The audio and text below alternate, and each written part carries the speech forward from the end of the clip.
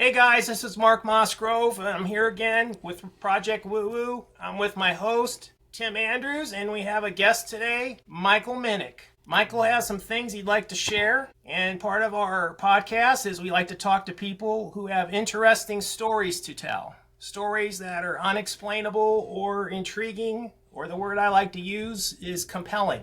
So Michael, thanks for being here. Awesome. So I kind of have like a couple, but they all have like the same theme. But when I was younger, I had a grandma that passed away, and after that, I had a lot of unexplainable things happen. Like I had times where like I could have sworn I saw her, like when my parents were fighting, or just like really intense like moments, or just when I felt really alone. I would like see her like she was physically there. And my mom and I always like took that as like a sign that she was just helping us like cope through the loss, etc. And I remember when I got older, I was dealing with a lot, and was the amount of trauma that was coming in was too much that my brain was pushing it out and like consolidating and concealing and all that jazz, so that way it could protect me. So it was basically holding it in my body, which is what your body does when it can't let your brain process it. So for me, I was going through a really hard time, and I believe in a higher power, and I believe that that's what is speaking to me during these moments. We do talk about these kind of events occurring, and we've had other guests that have said the same thing. I'm curious, have you had any instances where you've felt or actually seen anything like the presence of a spirit, or do you believe that they are communicating to you through different methods than rather directly, spectrally or what have you? I love that question specifically because I believe it's both, but I believe it's based off of your inhibition and innocence. I believe the more your spirit is disrupted or penetrated via negative energies, the harder it is for you to access direct contact. And I think that the more trauma you go through at a younger age, the easier it is for you to access those things. But then I think the more trauma you go through after your prefrontal cortex is developed, the harder it is, because I think your body starts attacking itself via like immune system problems, etc. And so for me, but I also think that it could possibly be like, and this is me getting a little bit conspiracy theory thing, but I think that it could possibly be also linked to fluoride or something that is in the general public's consumption, whether it's medication in food or fluoride in water or vaccines, whatever. It could be anything. It could be freaking the chemicals in the sky they release. Any of that could be what's also affecting it. But I think that What if it's hair care products? Well, I'm fucked. I work for L'Oreal, so I mean, I get stuff for free. I'd be screwed. Well, let's go to the very beginning. You said that your grandmother passed away. Can you say briefly what happened and like when it was, how old you were? And you said that you saw her, or you saw maybe a presence that was like her. First of all, could you give some examples of that? And second of all, do you think it was her? Do you think it was an echo or a representation of her? I mean, do you literally think that your grandmother was there in front of you? Or do you think, as a Christian, do you think she's in heaven? Or is she on earth?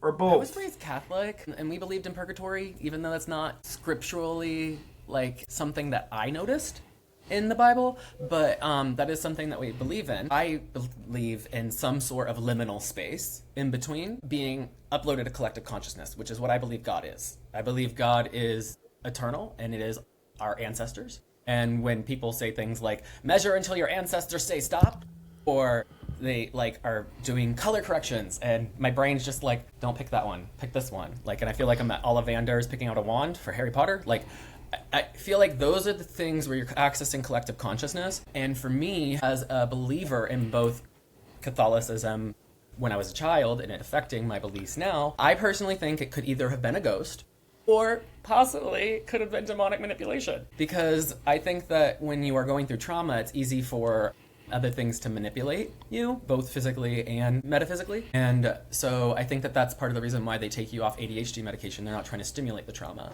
But I think that You can also have situations where something can try to win you over, energy-wise, etc. And I think that it's important to not let things in entirely, but also like to have a little bit of like a bubble with your aura. And that's what I think actually Leah was referring to when she was talking about the psychic being able to see black holes. That's the penetration of your aura and your ability to block things out. And so that's not just cancer, that's also your, like you, I believe cancer is you absorbing negative energies and stuff like that. And that's why I think like if you, people that get sober and that had cancer and then it regenerates, like it's not just, oh, you got sober and you were putting poison in your body. It's also the thought process. It's also, your brain is plastic, it's neuroplasticity, it's belief. And it, in my opinion, collective consciousness / God, however you want to call it. You want to call it the universe expanding? Great. You want to call it Jesus? Great. I think Jesus is great. I mean, but like, it's different for everybody. The way that they have experiences based off of, the way they have definitions based off their own experiences. And so that's why I think it's important to use different words sometimes for things, so that way it's easier for everybody to understand based off of their own experience. And I think that that is what God is constantly doing. I think God is math and geometry and measuring what you can handle and can't. Tim, that sounds like we had a parapsychologist on, Brandon Masulo, and did he not basically say the same thing, that we're trying to define the terms of what a ghost is? Mm-hmm. And that, do you care to elaborate? Do you remember that part of that conversation last week? Yeah, I went all, Supreme Court, or not Supreme Court, but Senate Judiciary hearing on him and asked him to define what a ghost is, I said, I don't want to go all Senate Judiciary hearing on you, but can you define? And he said that is a very difficult subject to define. Basically, some of the things that you're saying, we're talking like supernatural is not just, a lot of people think it's just ghosts. Supernatural is not ghosts. In fact, one of the things that really struck my interest, and we're going to do probably a whole entire episode on this, are poltergeists. Poltergeist is basically, a lot of people think it's self-generated, and a lot of times it happens after a loved one passes. It will trigger it or something. Like The Grudge. There was a girl in Poland, and there was actually a girl I just read about in Columbus that went through the same thing.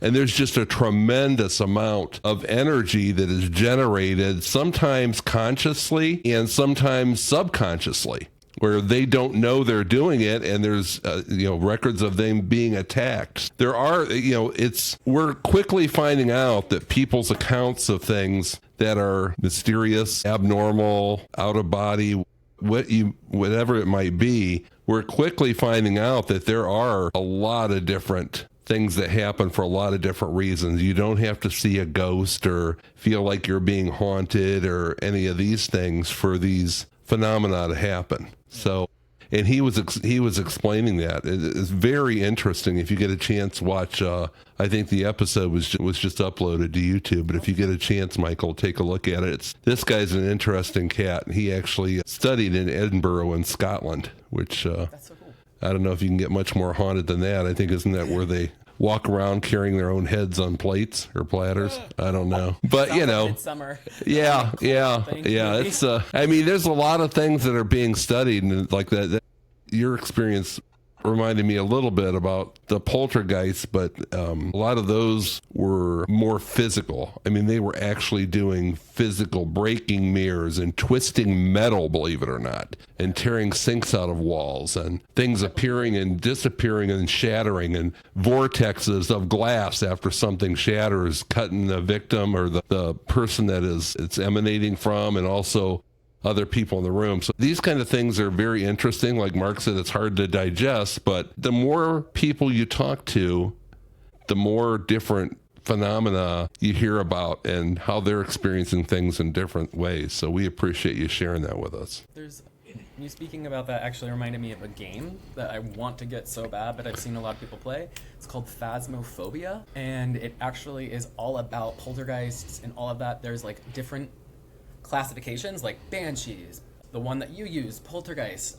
There's a bunch of different types of ghosts or entities or possessions. Some of them can possess people, some of them can possess homes, some of them are like the Onryo, or they're like the Grudge, and it's like you see something more specifically.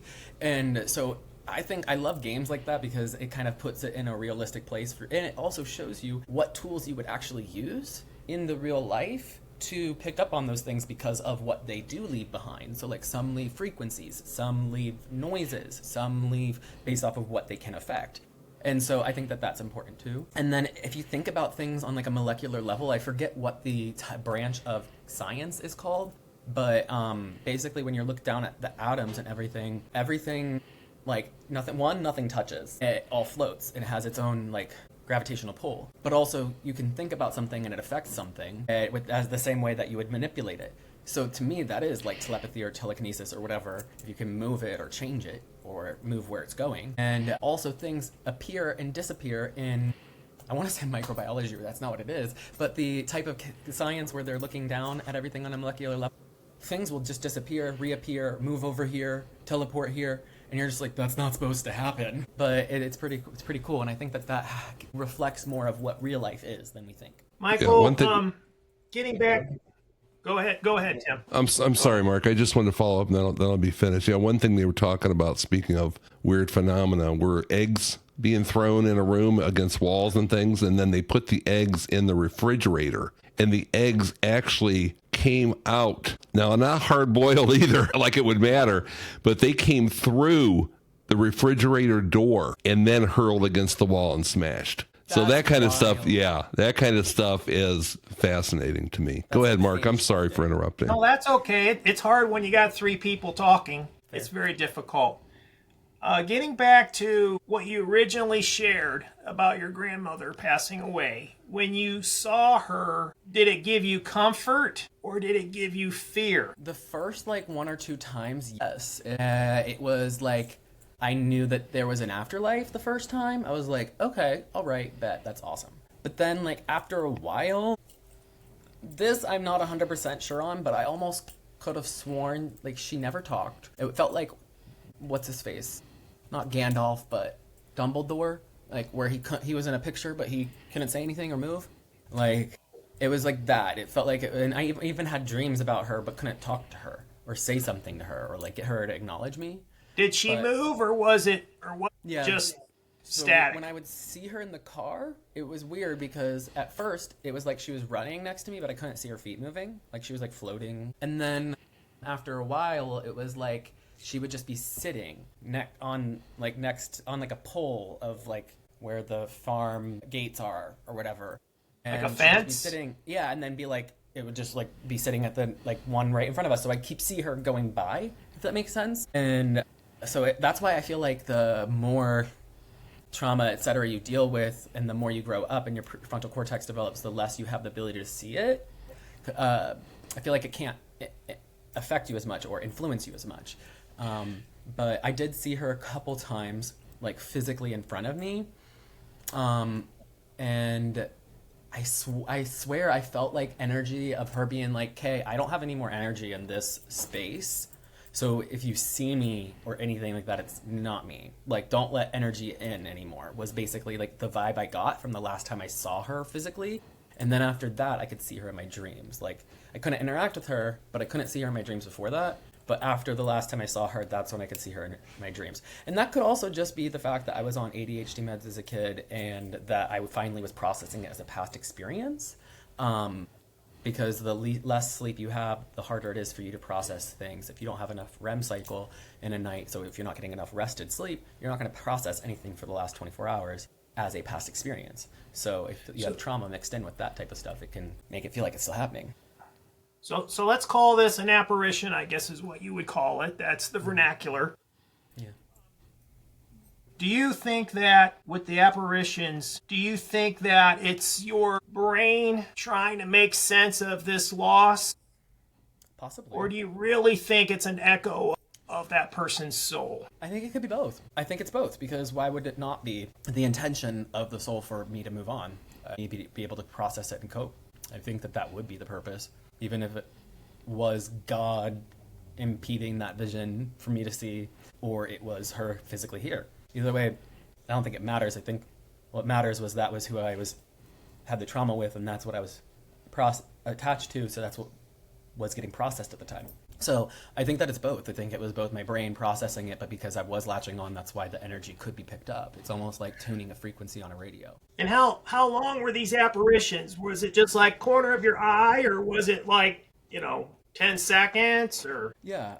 So the first time that I kind of like felt her presence was when my mom was like calling out for her. Like I remember her screaming when she found out like that her grandparents passed, my great grandparents, in the car accident, and that my nana was in a coma. I remember like how much that affected my perception of her and her ability to process trauma, and just in general, like a lot. And I could tell she needed a lot of support, and I ended up writing a message that I remember feeling I needed to write, and it was just something like, "I love you, Mom," or something like that, or "Nana," with my mom's lipsticks on the screen or on the mirror. And what lipstick on a screen on the mirror. Like I wrote a message with lipstick on the mirror of what Nana had, like what I felt like she needed to process and to move on, which was just "I love you." Like I think my mom needed to hear that one more time, and she literally. Like it helped her a lot, I think, personally. And she obviously found out that it was me, obviously. But I think that it was kind of similar. Like if it was God or it was my Nana, it came for both reasons, for me to process it. And if it was my brain, it's just, I think it was partially tuning it. Because I've had a near-death experience, and I remember, like, specifically spirit entering and searching me to support me for God's judgment. Like I specifically remember that. And I also remember like Jesus's spirit basically like saying, "Do you not remember how hard it was when we were on earth? Do you not remember how tempted it was and how hard it was? Look at who he has been so far," etc. And I remember that specifically, and then ended up waking up to paddles on my chest. And the funny thing is when spirit left my body, that was when I was waking up. Like I felt it like literally come into my heart and then leave. Could that have been me processing an experience? Possibly. But there was also another time where I also flatlined based off of something else that had happened, and nobody had anything to help me there, and the person was afraid to call anyone, so I'm lucky to be here. My heart just stopped and started Well, again. we're glad you are. Yeah. But that happened last year, I think, and I didn't have any premonition with that. So it's a little weird because getting older, having less contact and less things happen makes it harder for me to have as much trust in my higher power and having an afterlife, etc. So I think it's interesting how much these experiences can influence your belief system and stuff like that. Tim. Yes. What's going on? I mean, from what you just said, Michael, I would, as a third party looking in, I would look at that maybe from a different perspective, and maybe the fact that you're not feeling these presences and things from a higher power is a way of them saying or showing you that with your growth and as you mature and grow older and you experience and go through some of these things and you mature and learn from them, that perhaps there isn't the need for as much interaction. So, I mean, I think I would look at that positively because we've all done things. I can remember even when I was your age, but even younger, doing and thinking about doing some things that I couldn't even, as you grow older, and you see what really happens in life. I mean, I couldn't even fathom the thoughts that I thought of back then. But you're young and you make mistakes and you don't think the way that you think as you grow older. So you never know. I mean, that may be a good sign, right? Speaking of growing older, Michael, being I guess you're a millennial, right? Yes. Do you think people of your age, let's just say millennials in particular, have a different view on the paranormal and ghosts and aliens as compared to, like, say, my generation, which is Generation X, or the baby boom generation? Do you think we have different attitudes, or do you think it's pretty well universal feelings? I think that feelings are universal. I think that belief systems are not. And I think that affects our interactions more than the feelings do. And I think that when you have a specific belief system, I think it could be summarized in the way you dress to work and the way you come home from work. The baby boomers, they still had their tie on, they still had their shirts tucked in and their belt on when they came home. They might have thrown their jacket on their shoulder, but that's about it. And then the Gen X, they had their tie either untied and hanging with no jacket going to work, or they had the tie at least pulled down, and most likely a belt or no belt. So you're taking steps down in your ability to relax in the real world and not be so holding yourself to kind of unrealistic standards based off of everyone else's expectations. But that's what you did back there. So I think that now, I remember being in private school, we took our ties completely off, threw them in our pockets. I never wore a belt. We would pull our pants up a little bit so that way we could like let our legs breathe. And we would untuck our shirts. And so I think that physical manifestation can perfectly explain our ability to relax and see what's not in front of us, because it shows our belief systems via what we are doing physically, and how we perceive ourselves in the world, and how much we allow ourselves to do things based off of what other people think of us. And I think that based off of that dictates our ability to allow those thoughts in and trust them. I think the more you have an ability to trust yourself and not make someone else your higher power, and the more you have the ability to have a higher power and recognize that you didn't create all of this, and that you're just kind of experiencing it, kind of just watching it, like even your thoughts aren't yours. So that's why I think it's funny when people think that other things can't be as whimsical or as intangible. Because there's so many things that we can't see. There's so many things that are moving. There's so many things that are doing things, like frequencies of light, sounds. I mean, there's so many things that we can't see, we can't hear. There's people out there with 3 times as many cones on their eyes that can see colors that we can't see. And I think that there's also like Native Americans that have 50 colors for different shades of green, but then they only have one shade for blue. There's all these different variations that are dependent upon your experience and your ability to see things. And as a hairstylist, picking out things and being a color correction specialist, having the ability to just allow collective consciousness to run through me and out of me and letting it go, like, I can't control what's going to happen, but I can react to it in a positive way and allow what is in front of me to just do the best next thing. That's what color correction is all about, but that's also what life is about. And I think that when you allow yourself to breathe, you allow your brain to breathe. And I think when you allow yourself to heal, you also allow your energy and your bubble to heal. And it allows you to have the capacity to allow healthy things in, including the capacity to process past traumas. So when you mentioned about your near-death experiences, was it like the typical you saw a tunnel and that sort of thing, or what did you see? Kind of. So for me, it was all black. It was this void energy. And there is no platonic solid for that. It's just a sphere, emptiness. But then there was spirit, or the dodecahedron, or tachyon energy, which it came through my body. Like, I literally remember feeling it go into my spirit, if my spirit was a sphere as well of light. And that's how I'd like to explain it, almost like what we see as a star from a distance. I felt that come into my heart chakra, for lack of a better word, and search me. And I remember being judged and not liking the outcome, but also I remember having a situation where the other 2 parts of the Trinity were able to vouch for me and stick up for me and be like, no, look at all this. What are you talking about? This is just something that happened. This isn't who he is. And that helped me a lot to get out of the situation I was in, because that's when I recognized that. And also, too, the funny thing is the dream, now that I'm thinking about it, it was during that. It was during that line. It was before I had the searching. It was almost like a premonition before anything happened. So that's interesting. I never really put those 2 together. Did I answer your question? Yeah, Tim, you got something?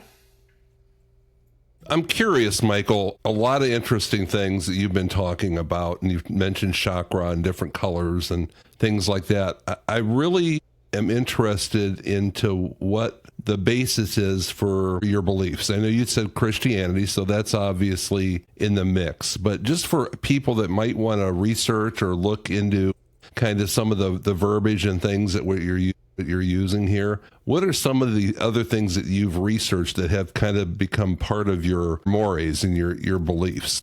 Can you fill us in on that? Absolutely. So I watched a video when I was like 23 called The Flower of Life, and it was made by Spirit Sciences on YouTube. There's 2 of them. Find the oldest one.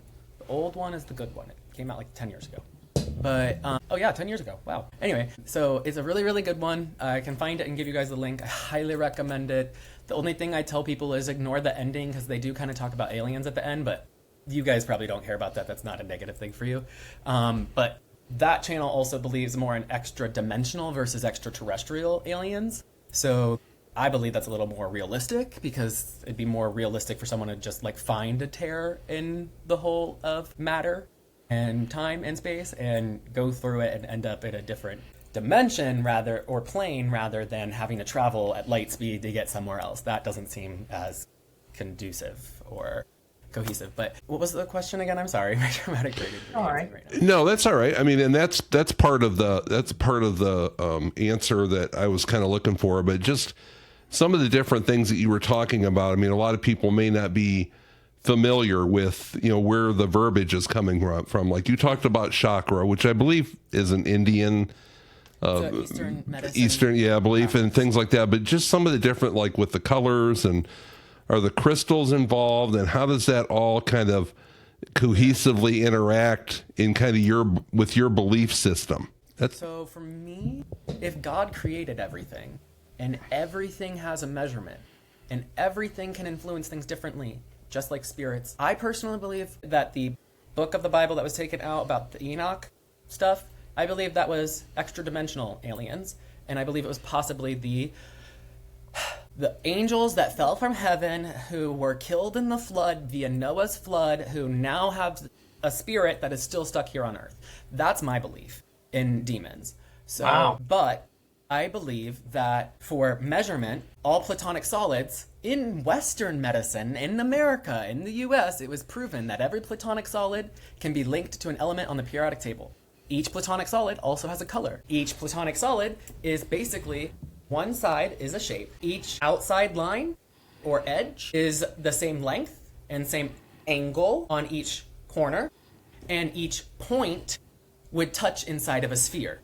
So a tetrahedron is a pyramid where each and every single side is a triangle, and each and every single angle is 45 degrees, and each and every single point is touching that sphere. So it's a three-dimensional object. Think the pyramids. And then there's also all platonic solids can be found in the flower of life. I actually drew it a lot in a journal. 1 second. So the more you draw it, the more you can see things, and I came up with methods doing it. But this is the flower of life. Shoot.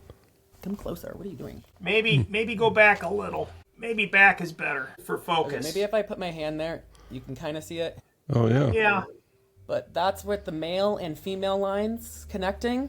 This is just the female lines, or the circles. This is just the male lines. The male line, it's kind of ironic because it's also basically it's life, but the male lines intersect from each in the center of the circle. So if you draw a line from each circle to the other circle, that is the male lines, and it's direct. Just like when you're driving, you're not going to take the longer route because it's pretty. You just want to go straight there. You're going to draw a straight line.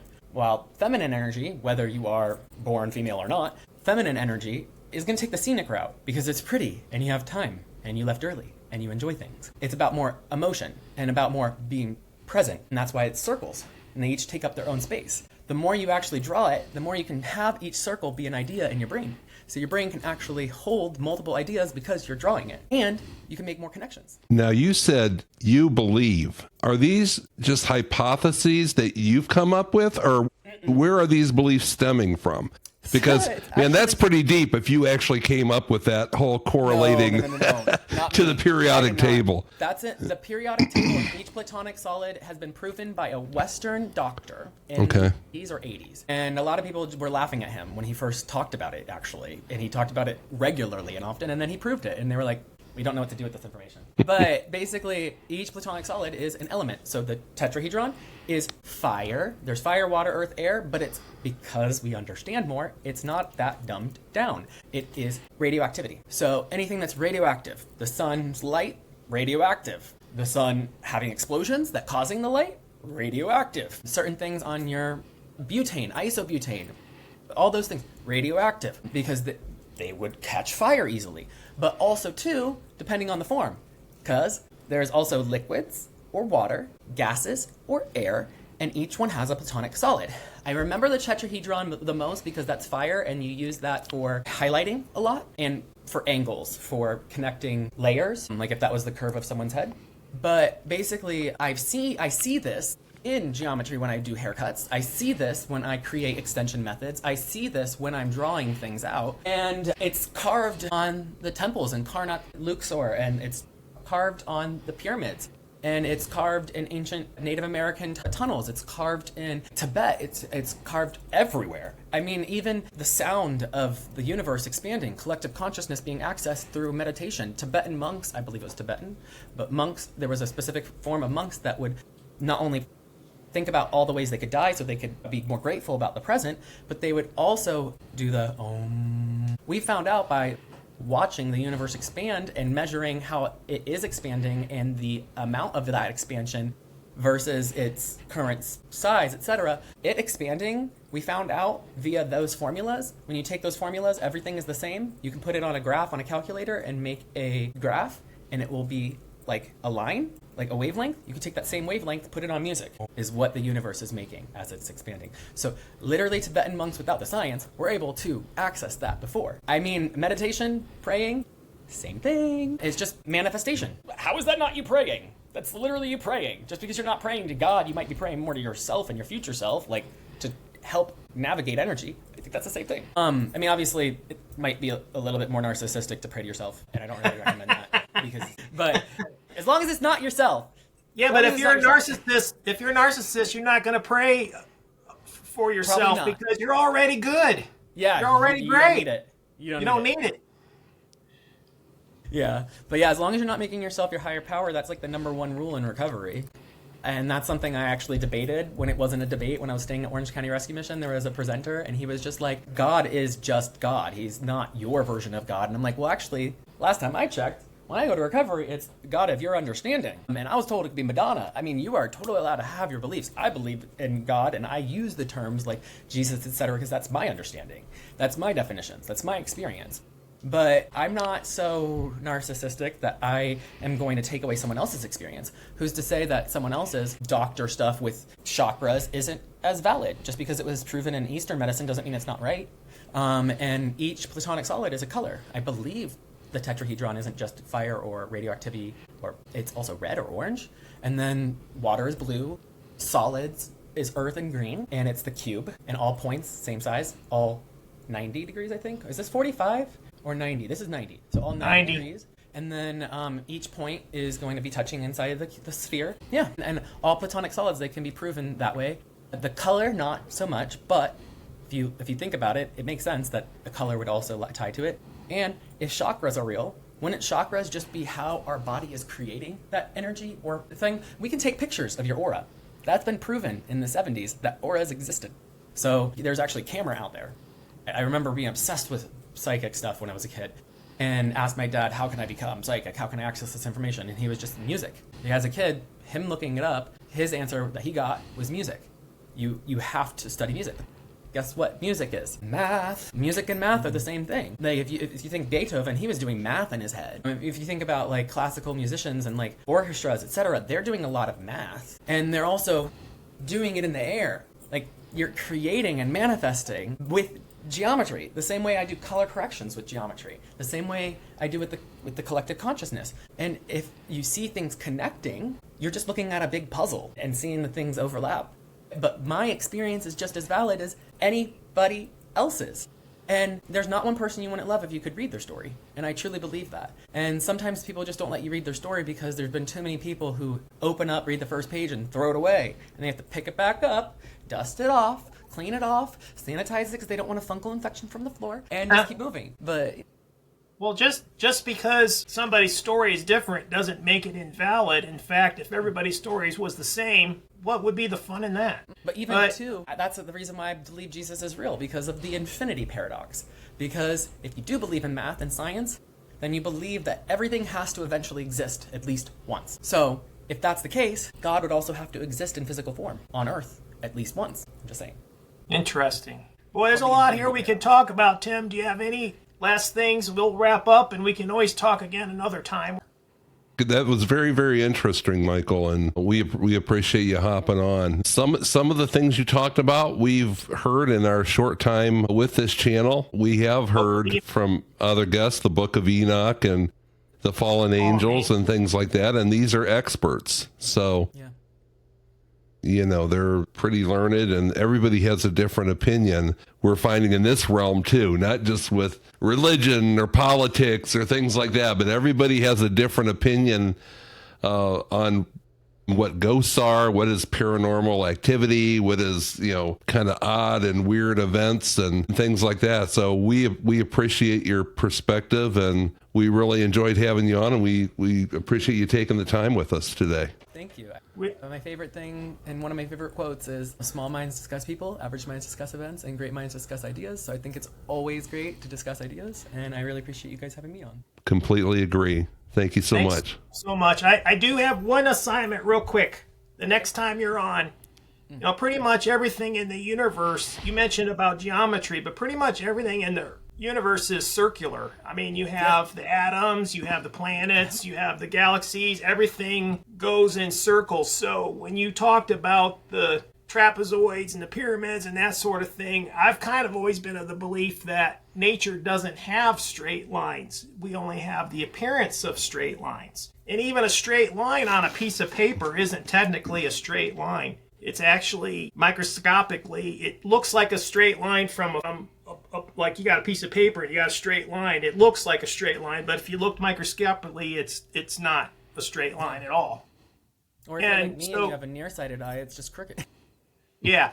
So next time I want to talk more about the geometry and about because the universe, you look around, it's all circular, and it's all, when I say geometry, I'm thinking circles and ovals, but you're thinking triangles, trapezoids, and all that, which is interesting. And no, because all of them have to fit in a circle. True. That's part of the rule. That's part a of the pyramid has could have a circle fit in it. All the points have to be touching inside of the sphere. So that's true. Wrong. And each one of the things you were talking about that is a circle is technically a sphere because it's a three-dimensional object.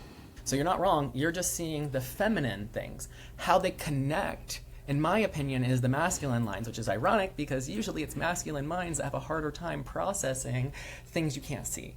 And so that's why I think it's interesting that it's almost like an opposite action when you get on a smaller scale. It's like the female lines are the ones that are lines are the ones that are creating everything, and then the male lines are the ones that are allowing it to line up. Think of it like gravity. Well, that's a great place to end on a thought-provoking thought. So thanks again, Michael. Thank you. And we'll have you back. And thanks, Tim, for being here. And y'all have a great day. And everybody, thanks for joining us. And if you have a story you'd like to share, email us at share@projectwoowoo.wtf. All right, thank you. Bye-bye.